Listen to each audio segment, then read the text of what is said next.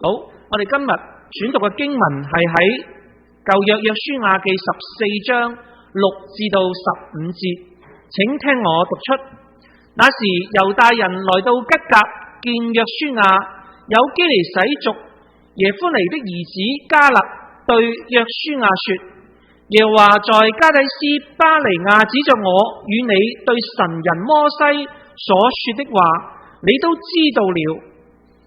耶和華的僕人摩西從得加低斯巴尼亞打發我窺探這地，那時我正40歲，我按着心意回報他。然而同我上去的眾弟兄使百姓的心消化，但我專心跟從耶和華我的神。當日摩西起誓說：你腳所踏之地，定要歸你和你的子孫永遠為業，因為你專心跟從耶和華我的神。自從耶和華對摩西說這話的時候，耶和華照他所應許的，使我存活這45年。期間，以色列人在曠野行走。看啊，現今我85歲了，我還是強壯，像摩西打發我去的那天一樣。無論是爭戰是出入，我的力量那是如何，現在還是如何。求你將耶和華那日應許我的這山地給我，那裏有亞納作人並寬大堅固的城，你因曾聽見了，或者耶和華照他所應許的與我同在，我就把他們趕出去。於是約書亞為耶孚尼的兒子迦勒祝福，將希伯倫給他為業。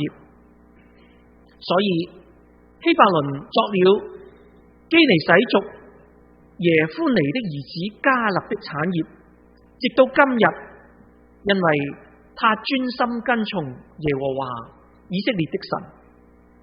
希伯倫從前名叫基列亞巴，亞巴是亞納族中最尊大的人，於是國中太平，沒有爭戰了。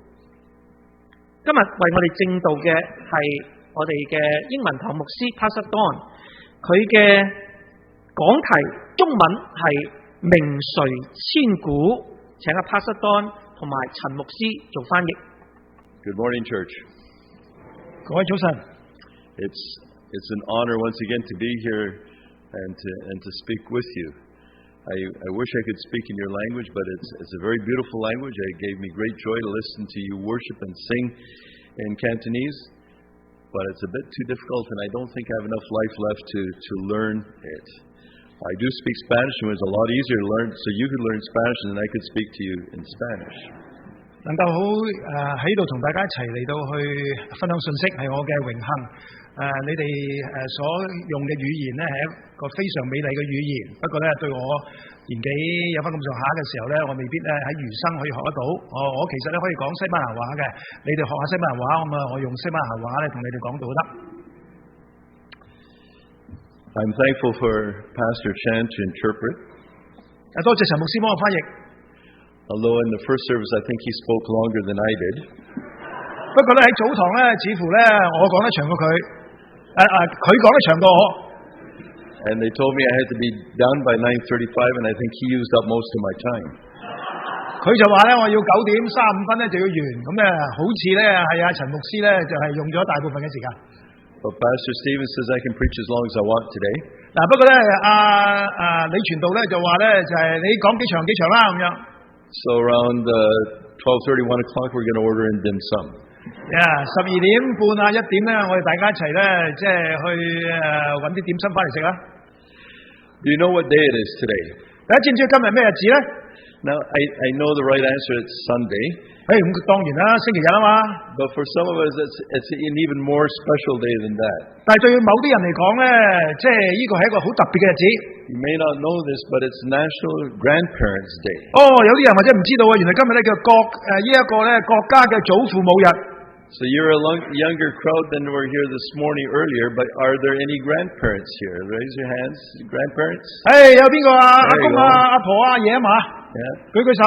Let me be the first to possibly first to wish you a happy Grandparents' Day. 首先咧，祝賀你哋咧，即係呢個國家祖父母日快樂。And are there any grandchildren here? 有冇邊個孫喺度啊？個個都係啦。That's it, okay. Now, you need to take your grandparents out for lunch. 如果你嘅祖父母咧仲係在世咧，同你一齊嘅時候咧，一定要請佢飲茶。And don't let them pick up the bill, you pay for it. 喂，你要俾錢啊！ I've discovered on Father's Day, my family takes me out for lunch, but I get to pay for it. 好多時候咧，我啲家人話帶我出去食飯，點知我俾錢。But according to statistics, Canada there's about 62,000 or about 5.4%. 根據咧呢一個嘅加拿大嘅統計局嗰度咧講俾我哋聽咧，大概5.4%咧，即係62,000人咁上下咧。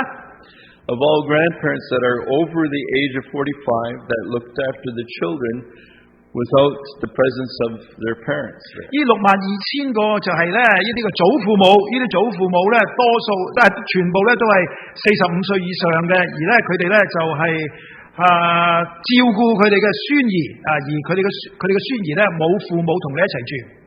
But here's what's significant about that. 不過更加重要嘅係咧。A study found that grandparents who provide even occasional child care, 即係一個嘅祖父母阿爺阿嫲公阿婆咧去照顧孫兒 live longer than those who do not. 就算咧唔係經常照顧，間中照顧咧，都比冇照顧孫兒嘅人長命。I am particularly happy to hear about that because we look after two of our grandchildren. 我聽到特別開心，因為我要照顧兩個孫。They happen to live with us along with our daughter Jessica. 佢同我個女阿 Jessica 咧，即係同我哋住。And we often look after them while she's at work. 我女翻工嘅時候，我要照顧佢哋。Now we have one other grandson whom we unfortunately don't get to see very often. 我另外有一個孫，不過唔係時時有機會見到。And 5 other children who do call us grandpa and grandma, who are the children of our son's partner. 另外咧，我個仔嘅伴侶咧，亦都咧有5個嘅即係小朋友都叫我哋咧係祖父母嘅。So we have a lot of experience at being grandparents. 所以我大把經歷咧做祖父母、祖父。Now grandparents have always played an important role in the lives of their children and grandchildren. 呢個祖父母咧對佢嘅兒女、對佢嘅孫兒咧嘅生命都好有影響。But it's even more so in these days where both parents need to be working in order to pay the bills. 特別當到咧，即係佢哋嘅孫兒嘅父母需要咧，即係雙雙出去工作。And sadly, more and more children come from broken homes. 而特別咧，好多甚至嚟自呢個嘅離異或者咧係破碎嘅家庭。But something I've noticed is that there aren't any seminars or workshops on how to be a good grandparent. 不過，但係咧，我就發覺咧，唔係咁多嘅所謂嘅講座咧，係教人點樣做阿爺阿嫲公阿婆。I have taught premarital classes and marriage classes. 我咧就教呢一個嘅婚前輔導啦，同埋咧甚至咧呢一個嘅婚姻嘅輔導啦。And I've even taught parenting classes, but I've never taught a grandparenting class. 我甚至教人點樣做爸爸媽媽，但係未曾試過教人咧點樣做呢一個阿爺阿嫲公阿婆。And while there is an occasional reference to a grandparent in the scriptures, 間中聖經都有提到祖父母。I don't think I found any specific instructions for grandparents. 但係似乎冇講到祖父母應該點樣做。But I think it's something that is worth talking about today. 所以點解今日咧同大家講下呢樣嘢？ For us, for my wife and us, spending as much time as we do with our grandchildren, 對我同我太太嚟講，我哋都花好多時間咧同我哋嘅孫兒一齊。gives us the opportunity to build into their lives in very significant ways. 透過嗰啲時間咧，叫我可以咧喺佢哋嘅生命裏邊咧產生更重要嘅影響。So sometimes when I'm holding them in my arms or they're sitting on my lap, 有時當咧即係我抱住佢哋嘅時候，有時當佢哋坐喺我嘅膝頭哥上面嘅時候， I wonder what will their lives be like. 我都問下究竟將來佢嘅生命會點樣咧？轉變成點咧？ What kind of world are they going to grow up in? 將來個世界對佢哋講係點咧？ Who will they become? 佢變成點樣咧？ What direction will their lives 佢 take? 哋嘅生命嘅方向係點咧？ What kind of work will they spend their lives doing? 佢將來做咩嘢咧？ Who will they marry? 同咩結婚咧？ And what will they remember about me and these days in their early childhood that we spend together? 當佢再一次懷念我哋嘅時候，究竟佢喺佢嘅童年嘅時候，記得我哋對佢有乜嘢嘅實質嘅影響呢？ What kind of impact and influence in their lives will I have? 究竟我對佢哋嘅生命有啲乜嘢嘅作用呢？ And that has led me to think of even a deeper question. 當然咧，咁樣咧諗嘅時候咧，我就會問一個更加深嘅問題。And that is, what kind of legacy as a grandparent am I going to leave my grandchildren? 我作為一個嘅祖父，我究竟喺我嘅孫兒裏邊咧留低咩名聲或者咩功績，甚至咩遺產？ Now, when we think of legacy, we tend to think in material terms. 有時我哋諗到呢個所謂名聲、功績、遺產咧，我哋都會咧用一種物質化嚟到去思想。We think about financial inheritance or ownership of property. 我哋諗下咧，就係有啲乜嘢嘅即係財產啊，或者咧係房屋啊留俾佢哋。Or perhaps items of significant value. 又或者有啲咧，我哋認為咧更加重要價值嘅嘢俾佢哋。My granddaughter wants me to leave my car to her. 我個孫女咧就想我留翻架車俾佢喎。I told her I plan to be around for a long time yet. 喂，我就話俾佢知唔係啊，我諗住用好耐㗎。So by that time it'll be worth a lot more money because it'll be an antique. 不過到嗰時咧變咗古董啊，仲值錢啊。But really, in the words of Peter applying to my life, taken out of context. 不過如果係用彼得嘅説話，即係去應用喺呢方面，當然咁樣應用咧，就有少少咧就係冇睇個前文後理。And he said, "Silver or gold I do not have, but what I have I give to you." 佢曾經咁樣講，佢話金銀我都沒有，但係我將我所有嘅俾過你。So we don't own any property. 我哋冇乜嘢嘅房產。And apart from our investments that pay us a small pension right now. 除咗少少嘅投資，亦都俾我哋咧有啲嘅養老金之外， there is no financial nest egg stashed away to give to them. 我就冇咧一個即係金蛋咧留俾我啲仔我啲孫兒啦。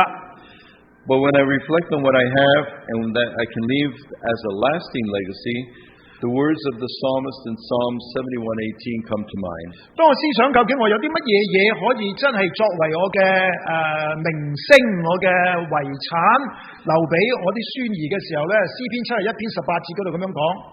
He says, "Even when I'm old and gray," and I think that applies to me now. 到我年老發白嘅時候，你睇下我嘅頭髮都知啦，我就咁嘅時候啦。He says, "Do not forsake me, O God, till I declare your power to the next generation. Your might to all who are to come." 跟住講佢話，求你不要離棄我，等我將你嘅能力指示下一代，將你嘅大能指示後世嘅人。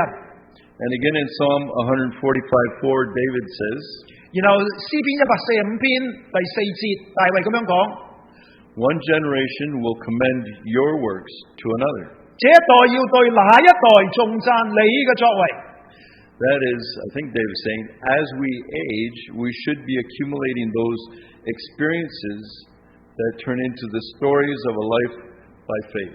即係換句話講，似乎大衛話俾我哋知，即係當我哋一路年長嘅時候，我哋將到我哋生命特別信心、生命嘅故事咧留俾下一代。A life lived out trusting God and developing a story of faith that we can pass on to successive generations. 透過依靠神，我哋有嘅嗰種嘅生命嘅經歷留俾下一代。See, the most important legacy that we will leave for future generations. 我哋最重要可以留低嘅嗰種嘅遺產就係咧我哋嘅生命，我哋嘅即係信仰嗰句嘅經歷。Is the story of a life of faith that has experienced God at work, not only in the good times, but especially in the more difficult times of life. 嗰種經歷咧，無論係順境或者逆境嘅時候，都係咧睇到神嘅作為。It is through those stories that we pass on our faith, and our grandchildren learn who God is and what He is like. 呢個就係透過呢啲咁嘅故事，信心嘅故事、信仰嘅故事。我哋咧將到我哋呢一種嘅信心咧係傳俾下一代，我哋嘅孫兒。These days, grandparents seem to sometimes be younger. 而家呢一代嘅祖父母咧，可能咧比較年輕一啲。But aging is a significant part of being a grandparent. 不過點樣年青都好咧，呢一個嘅祖父母咧都係一路慢慢嘅衰老㗎啦。Over my years as a pastor as well as those before I entered the ministry, 我作為一個牧師，甚至係做牧師之前嘅一啲嘅體會， I've watched the aging process in different people's lives, including the lives of my parents. 我睇到咧好多人咧衰老嗰個過程，包括我睇到我父母衰老個過程。Some age gracefully, such as my mom did. 有啲人咧，即係佢係滿有恩慈同埋優雅典雅嘅，咁嚟到漸漸衰老，好似我媽媽咁樣。And their lives, the way they have lived and continue to live, is a story in itself of the transforming work of God. 當佢哋一路咁樣生活嘅時候，雖然一路咁衰老落去，但係咧睇到佢哋嗰種嘅生命力，嗰種嘅故事咧係反映彰顯到神改變嘅大能。Others, and even those who are followers of Jesus, do not seem to age in the same way. 不過有啲就算係基督徒咧，都未必一定係咁樣嘅噃。So the question has been on my heart and in my mind over the years. 所以對我嚟講 is what kind of old man do I want to be? 就係喺過往咁多年裏邊，當我漸漸嘅衰老嘅時候咧，我都問究竟我想點樣去老咧？ And more to the point this morning for you. 對你嚟講 what kind of old person do you want to be? 喺今早問下自己嘅問題，你想點樣老法？ Or maybe I should ask you, because some of you fit this, what kind of old person are you? 又或者對一啲老人家嚟講，你今日係一個點樣嘅老人？ And I see a number of younger people who say, well, this doesn't apply to me. 你話關我咩事啫？我都未老。 Well, you need to know that whatever kind of old person you're going to be, you are becoming right now. 不過無論點樣都好咧，就係每日我哋都係老緊㗎啦。 So be careful how you live. 所以小心啲喎。 A biblical example of someone who aged gracefully and lived the life of faith that he could pass on to the next generation is Caleb. 喺聖經裏邊有一個好好嘅榜樣，佢咧就係好典雅嘅，好有恩慈咁嚟到慢慢嘅嚟到老，然後咧佢亦都將到咧即係佢嘅生命信心嘅故事咧就係傳俾下一代，就係呢個迦勒。So for our time this morning, I want to take a look at his life and see what kind of lessons we can learn from him and how he lived. 所以喺今早我希望咧能夠稍為嘅睇下佢嘅迦勒嘅生平，然後睇一睇究竟佢有啲乜嘢嘅教訓咧留俾我哋。We meet Caleb in the text that was read for you this morning, Joshua 14:6-15. 我哋今日咧從呢一個約書亞記14章第6至15節嗰度咧已經咧預見咗迦勒啦。At a time in his life which by most standards he would be considered to be an old man. 喺嗰個時候咧，應該嚟講，無論係用乜嘢角度嚟睇，佢都係一個老人家啦。He's 85 years old. 喂，85歲啦噃。Is anybody here right now over 80? 係有邊個80歲以上嘅舉手 ？Be proud of your age and raise your hand. Nobody over 80? You're all younger. Good. Some of us are approaching it. 當然啦，我諗咧，好多人咧，或者都已經漸漸進到嗰個階段啦。Well, then you probably can't fully identify Caleb, but you will one day. 你又或者今日我未必完全認同到迦勒，但係有一日你會啦。But let me give you some context to this stage of his life that his story is. 睇一睇佢個喺呢一段時間裏邊，佢嗰個背景、佢嗰個環境、佢嗰個氛圍。See, this story comes following a time when the Israelites had wandered for 40 years in the wilderness, and now had entered the land of Canaan. 呢段時間咧就係咧以色列人咧就喺曠野漂流咗40年，終於入到迦南地。They'd been under the leadership of Joshua and had already fought a number of battles and taken over the territory. 喺約書亞嘅帶領底下打咗幾場仗。And now had come the time to divide up the land among the 12 tribes. 而家咧12支派咧分地。So Joshua comes to Caleb comes to Joshua not so much as part of a clan, but as an individual. 咁所以咧就迦勒咧而家就去到約書亞面前咧，就唔係話有咩特別嘅計劃嘅，就係即係作為個人咁樣想講啲嘢。And he wants to remind Joshua of a promise that Moses, directed by God, had made to him some 45 years earlier. 佢就想提醒呢個約書亞，喂，45年前咧，神透過呢個摩西咧答應我啲嘢嘅噃。And that was to give him the land, the hill country land that was about southeast of the Jordan River. 佢哋又話俾佢聽咧，就係喺呢一個約旦河嘅呢一個嘅東南邊嘅一個地方咧，有塊高地喎，俾我噶噃。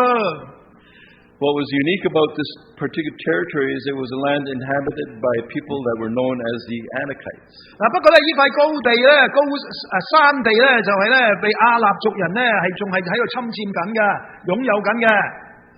It was the particular territory that 45 years earlier, 甚至到咧喺45年前，呢塊地 a reconnaissance group of 12 men appointed by Moses had gone into that land to spy it out and devise a strategy to conquer this area. 曾經咧就係摩西派咗呢一個12個探子，包括佢在內咧，係入去嚟到探聽究竟可唔可以嚟到攻佔。It's a story you might be very familiar with, but 10 men came back. 咁啊，你都好熟呢個故仔啦，10個翻嚟。They came back filled with fear and a bad report, saying that it would be impossible for them to actually take that territory. 又驚又怕然後咧就係好即係擔心咁話有冇搞錯啊？點打唔到啊，攻佔唔到噶。The men were too big, the inhabitants were too big, and the city's too fortified. 喂，嗰個呢一個嘅城又堅固，個地咧又係闊係大，不過但係咧嗰啲人咧太高大啦。Only 2 of them, and Caleb, who was then 40 years old, and a younger Joshua. 咁咧就嗰陣時嘅迦勒40歲，然後咧有一個嘅約書亞咧就係比佢更加年輕，只有2個人。Came back with a positive report. 就有一個正面嘅回覆，即正面嘅報告。But unfortunately, the negativity and lack of faith of the 10 men with the bad report was contagious to the overall people. 但係其餘嗰10個人咧，就係嗰個嘅報告咧引起轟動。And it resulted in a rebellion of the Israelites against the leadership of Moses and against God. 帶嚟摩西，即係對摩西甚至對神嘅領導嘅直接嘅挑戰。And the end result of that was that all of them, including Joshua and Caleb, ended up for a 40-year sojourn in the wilderness until a whole generation died off. 大家知道嗰個故事嗰個結束就係佢哋咧，因為咁嘅緣故咧，即係嗰一代人啊，即係要漂流喺曠野40年，直至佢哋全部死晒。Now, not much has changed in that territory from that time to this particular time. 但係對嗰塊地嚟講都冇乜嘢，喺40幾年裏邊冇咩特別大嘅轉變㗎噃。But Caleb comes to Joshua and says, God has kept me alive these last 45 years in the wilderness. 但係咧，即係個迦勒咧，去到呢個約書亞嘅面前就咁樣講啦。佢話耶和華咧，即係照佢所應許嘅，使我存活這45年。So here I am, 85 years old. 然後咧就係而家我85歲。But I'm still as strong today as the day Moses sent me out. 我還是強壯像摩西打發我去嘅那天一樣。I'm just as vigorous to go out to battle now as I was then. 佢話那時如何，現在我還是如何。Now give me this hill country as the Lord promised that day. 求你將耶和華那日應許我的這山地給我。You yourself heard then that the Anakites were there and their cities were large and fortified. 冇錯，那裏有亞納族人並寬大堅固嘅城。But the Lord helping me, I will drive them out just as He said. 但係或者耶和華照佢所應許嘅，再與我同在，我就把佢哋趕出去。So while others were taking on easier challenges, 當有人呢願意咧參與一啲比較容易嘅挑戰嘅時候， Caleb was ready to take on the very territory that had caused the Israelites to shrink back in fear. 但係咧呢一個嘅呢一個迦勒咧就願意咧就係去奪取嗰個令咧其他嘅以色列人咧係懼怕嘅地方。Now you would think that at age 85 he had the right to ask for an easier challenge. 哇，或者你會諗佢85歲啦，搞咁多嘢做乜嘢啫？ After all, shouldn't he be retired by now? 喂，退休啦， He shouldn't even need to go out to battle at all. 仲打仗？ But that's not who Caleb is. 但係呢個唔係迦勒。His is a faith that has been tested over the course of his life and only grown stronger. 佢嗰個嘅即係信心係喺佢整個嘅生命裏邊都被試煉過，而且咧越試煉越強壯。And who he is at 85 was the end result of a lifelong process of becoming that. 或者我哋問呢個問題：85歲點解佢可以能夠咁樣呢？ You see, growing old is inevitable, unless of course you die. 除非我哋早死，每一個人嘅衰老係必然經過嘅事實。But growing in maturity and wisdom is the direct result of how we choose to live while growing old. 但係能夠智慧地同埋成熟嘅嚟到去邁步或者邁向老年呢，係我哋嘅選擇。So there's much we can learn from Caleb about that. 所以我哋有好多嘢可以從呢一個嘅迦勒嗰度學到嘅。And I just want to take some time to point out some lessons some thoughts that we can learn that from him. 所以我哋試下睇下我哋學到啲咩嘢咯噃喺佢身上邊。See, he was a very ordinary man. 佢係一個好普通嘅人啫。Never became a significant leader. 又唔係一個好咩魅力型嘅領袖。And he's not even mentioned much anywhere else in the Bible apart from here and when we first meet him in Numbers chapters 13 and 14. 除咗喺約書亞記14章同埋咧民數記13、14章最初見到佢嘅時候咧，聖經都冇乜點提佢嘅喎。So in many ways he's a person just like you and I are. 所以佢只不過你同我一樣一個普通人。Now 3 times in these verses that we're referring to from Joshua 14, 喺3次咧喺呢一度咧，同埋咧就係約書亞記14章嗰度咧。Caleb is described as one who followed God wholeheartedly. 嗰度提到呢一個迦勒咧係一個專心跟隨耶和華嘅人。That is, his was not a divided heart or partial allegiance to God. 佢絕對咧唔係分心或者甚至三心兩意嚟到跟隨神嘅。His was a life which was fully committed to God. 佢係專心嘅嚟到跟隨。The term used is a nautical maritime term that has to do with heading in a particular direction without being veering off course. 即係換句話講，喺航海嘅一個嘅情況底下嘅時候咧，就係咧無論嗰個嘅風有幾大，海浪有幾強，都係專向一個目標。Pastor and author Gordon MacDonald in his book The Life God Blesses describes Caleb this way. Gordon MacDonald 呢位牧師喺佢嘅本書《神祝福嘅一生》，佢咁樣嚟到形容迦勒。There's a sense that Caleb organized his life around the promises of God. 呢個迦勒咧，能夠喺神嗰個嘅應許祝福底下咧，嚟到去組織佢嘅生命。And the result is seen in the kind of old man he became. 就係因為咁嘅緣故，睇到佢點樣嘅嚟到去優雅、典雅、恩慈嘅嚟到衰老。His toughness, his enthusiasm, and his enormous faith are no accident. 佢嘅忠誠、佢嘅熱衷、佢嘅強大嘅信心，絕對唔係一個意外嚟嘅。So what are some of the life lessons we can learn from Caleb? 咁究竟我哋可以喺迦勒嘅一生裏面學到咩呢？ If we look back at the account of the report of the 12 spies, 首先我哋睇翻呢，即係嗰個12個探子嗰個故事。listen to the difference between the 10 and the 2. 留意究竟佢哋10個同埋2個有咩分別？ The 10 men gave a negative report. They confirmed that it was a land flowing with milk and honey in abundance. 嗰10個咧就話冇錯啊，呢個流奶與蜜之地啊。But they also noticed that the cities were very fortified and the inhabitants were of great stature. 但係嗰個地嘅民係強壯喎，城邑亦都堅固闊大噃。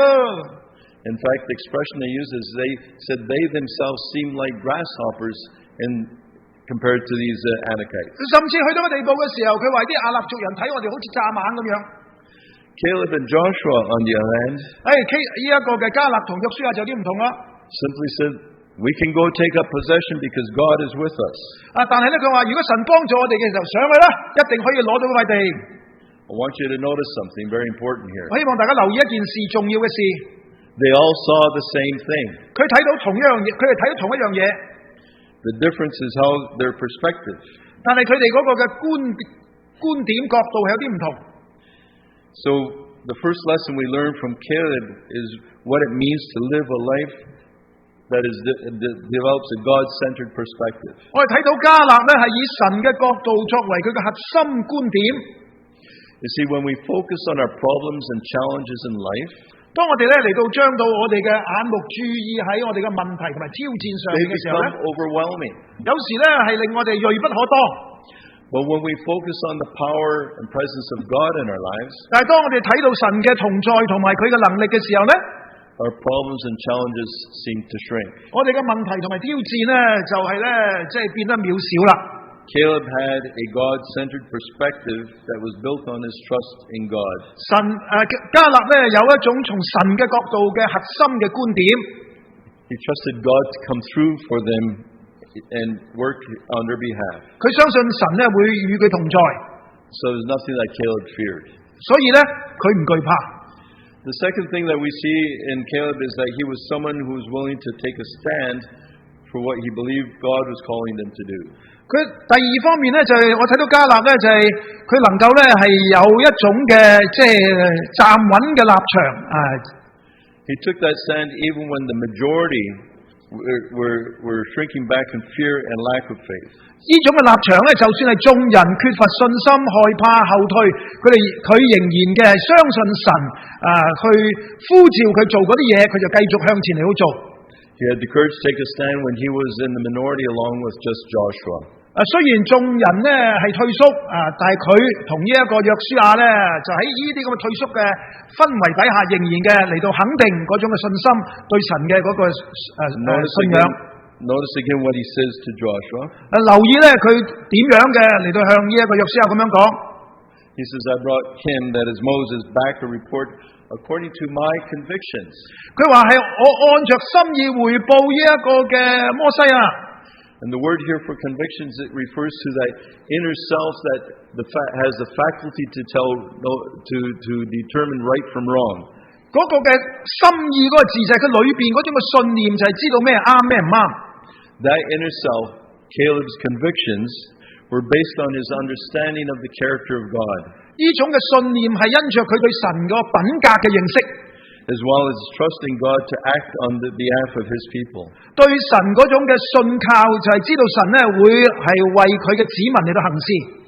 You see, there will always be pressures that come to bear on us to compromise our convictions. 每日都有好多嘅壓力，叫我哋咧係妥協我哋認為從神而領受嘅嗰個嘅信念。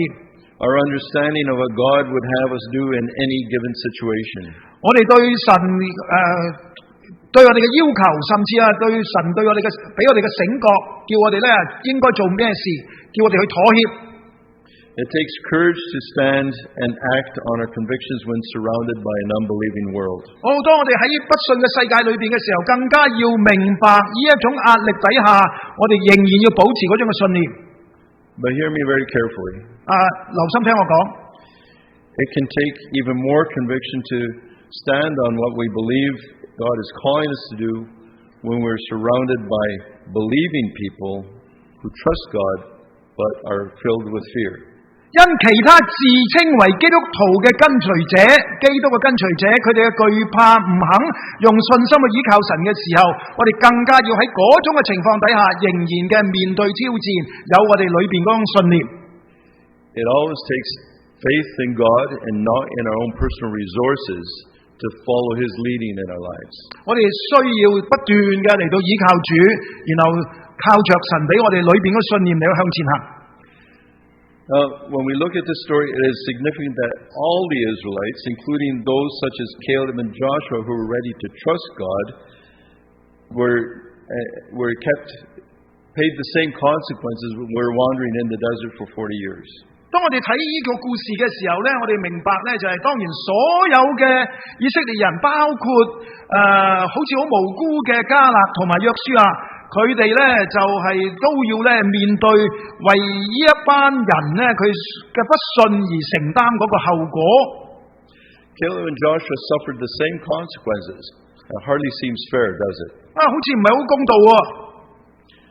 But the same thing holds true today in our lives as followers of Jesus. 呢個同我哋今日我哋去跟隨神都係一樣。The whole community of faith, the church, 我哋嘅教會，我哋嘅屬靈嘅群體 can be held back from experiencing everything that God would have for us to move in a particular direction. 有時或者都會向住一個未必最準確、最應該嘅方向嚟到行。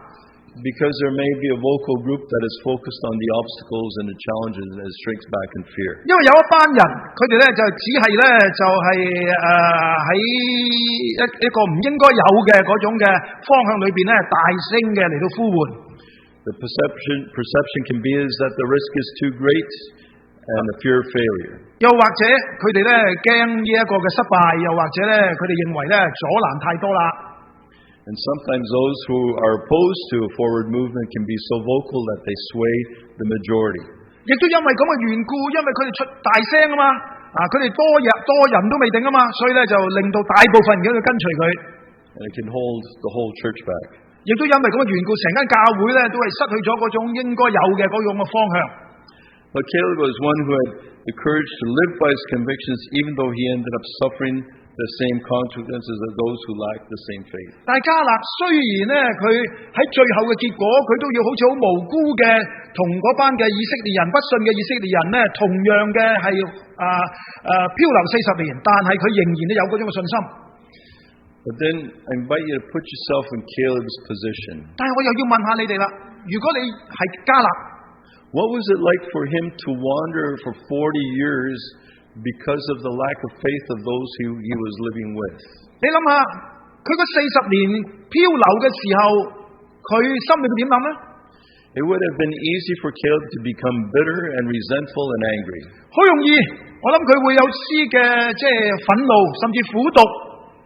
And you need to know that when we allow bitterness and resentment and anger to take root in our hearts, 如果我哋容許呢啲苦毒同埋憤怒佔據我哋嘅心嘅時候， we end up holding grudges rather than forgiving, and we become angry, bitter old people that nobody really wants to be around. 我哋可能咧就變成咧一個咧老而不 OK， 去到一個地步嘅時候咧，就成日都係咧有好多嘅憤怒，有好多咧我哋認為咧唔啱嘅嘢，特別人哋咧做得唔啱嘅嘢。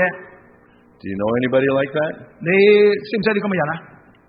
Beware that you don't become that angry, bitter old person. Keep a short list of accounts and be forgiving. 可能我哋有一日都會變成一啲咁嘅人，求神幫助我哋，俾我哋有一個嘅寬恕嘅心。There seems to be no indication that Caleb was that way. He was a man full of grace. 但似乎迦勒唔係咁樣，一個滿有恩慈嘅人。And he lived and walked alongside of those who lacked the same faith and was identified with the whole community anyway. 佢咧係同一啲冇咁嘅信心、冇佢咁嘅信心嘅人咧一齊嚟到生活。But that gracious spirit of his would have been tested as well when it came to choosing a successor to Moses. 不過更加重要嘅一樣嘢咧，就係當到揀選摩西嗰個嘅即係繼承人嘅時候咧， Caleb could have thought that he should have been the one to take over for Moses rather than Joshua. 迦勒可以話喂，我應該係即係嗰個接班人先啱。After all, he was the older one of the two with more life experience. 喂，比起約書亞，佢大過佢，亦都咧有更多嘅經驗。He was the one with courage and boldness to speak out first against the bad report. 喂，佢嗰班10個探子係佢先講嘢喎，呢個約書亞冇好似遲啲先講嘢喎。But he seems to have accepted the appointment of Joshua and became a loyal supporter of Joshua and his leadership over the Israelites. 但係佢亦容許自己咧跟隨呢一個嘅新嘅領袖約書亞。The author of the book of Hebrews in the New Testament gives us this bit of advice. 佢亦都信服約書亞，正如咧希伯來書嘅作者俾我哋一個咁樣嘅提示。Obey your leaders and submit to their authority. 你們要依從那些引導你們嘅，且要信服。They keep watch over you as men who must give an account. 因他們為你們嘅靈魂時刻警醒。Obey them so their work will be a joy, not a burden, for that would be of no advantage. 好像那將來交帳的人，你們要使他們交帳嘅時候有快樂。So to summarize here a little bit, Caleb was a man of God-centered convictions, God-centered perspective. 所以我哋可以稍為嘅嚟到去綜合嚟講嘅時候，呢個迦勒呢就係一個咧有呢一個以神為中心觀點嘅人，佢亦都係一個有嗰個信念嘅人。He was a man who had the courage to take a stand based on his convictions. 佢咧就係按住自己嘅信念咧，有勇氣嘅嚟到去承擔佢嗰個承擔。He was also a man that was characterized by grace, which expressed itself in a way that he treated others and his loyalty to the younger Joshua as God's appointed leader. 無論周圍人嘅信念係咪點樣都好，佢恩慈相待，佢亦都咧係願意係接受呢一個嘅比佢年輕嘅約書亞作為佢領袖。But there's one last thing that I want to point out that comes through here about Caleb. 最後一樣嘢，關於迦勒年老嘅時候， And that is his vitality. 就係佢嗰個活力， his physical, mental, and spiritual strength. 佢嘅屬靈，佢嘅身體同埋佢精神嘅嗰種嘅能力。And I just want to point out here that Caleb was probably not even an Israelite from birth. 你唔好忘記咧，佢似乎未必係一個迦勒，未必係一個咧，即係生嚟就係以色列人。Says we're told that he's the son of Jephunneh, a Kenizzite, which would make him a descendant of Esau rather than Jacob. 基尼洗族耶夫尼嘅兒子，極有可能基尼洗族咧係呢一個嘅以掃嘅後裔。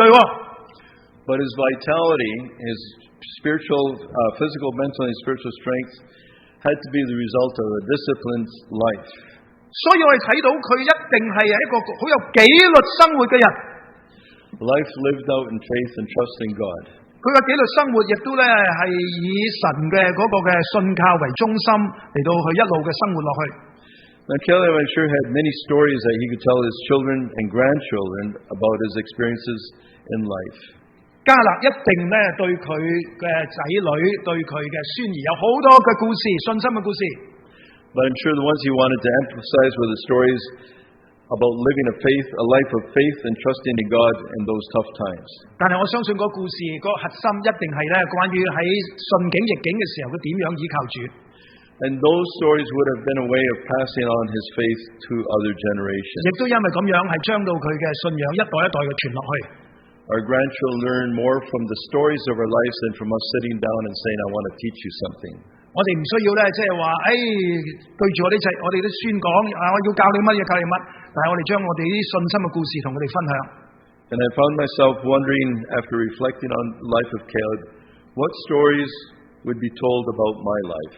我有時都問，究竟我嘅生命嘅故事俾我啲孫兒有啲乜嘢嘅即係影響咧？ What kind of old man am I becoming, or perhaps already have become? 我究竟點樣嘅嚟到做一個老人家咧？點樣嘅成為一個老人家咧？ How is the way I've chosen to live determine who I've become? 究竟我點樣嘅嚟到去揀選點樣過呢個生活咧？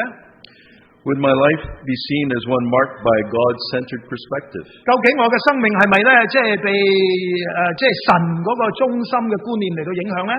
One in which I had the courage to stand on my convictions and take risks for God. 我有冇呢個信念咁幾我為神冒險呢？ Is my life one marked by grace in my relationship with others? 我嘅生命究竟係咪同人有一個恩慈嘅關係呢？ And when I hit my 80s, which is really not too far off now, 當我80歲嘅時候就嚟到啦。 will I have the same vitality and energy to keep on and to take on new challenges? 我有冇咧活力繼續嘅嚟到去即係承擔起神俾我嘅挑戰呢？ But what about you? 你又點？ I mean, today, this is time for you to not think about others beside you or anywhere else, but what about you? How would you answer these questions for your life? 你唔需要為別人嚟到即係答，你自己點樣嚟到答呢啲嘢呢？呢啲問題呢？ Regardless of your age today, 無論你今日年紀有幾大， what kind of lasting legacy will you leave behind for your grandchildren? 你有咩嘅功績，你有乜嘢嘅遺產，你有咩嘅名望咧，留低俾你下一代。 So the greatest and most lasting legacy you can leave, we can leave, is that of a life of faith that has experienced God at work, not only in good times but through the tough times as well. 最大嘅功績就係無論係逆境順境嘅時候，我哋仍然咧有一個信心嘅故事留俾下一代。 But you need to be ready to tell those stories. 當然你要講呢啲故事出嚟啦。 Live in such a way so that when you are old and gray, you have a story to tell your children and your grandchildren. 我哋要生活到一個地步，就係喺任何嘅情況底下都可以咧述說呢一種信心嘅故事。 A story that tells of your experience of the presence and power and faithfulness of God throughout your whole life. 就係咧將到神嘅信實都能夠表彰出嚟。 May that be God's work in your life today. 願意呢個係神對你今日講嘅說話。Thank you. 多謝。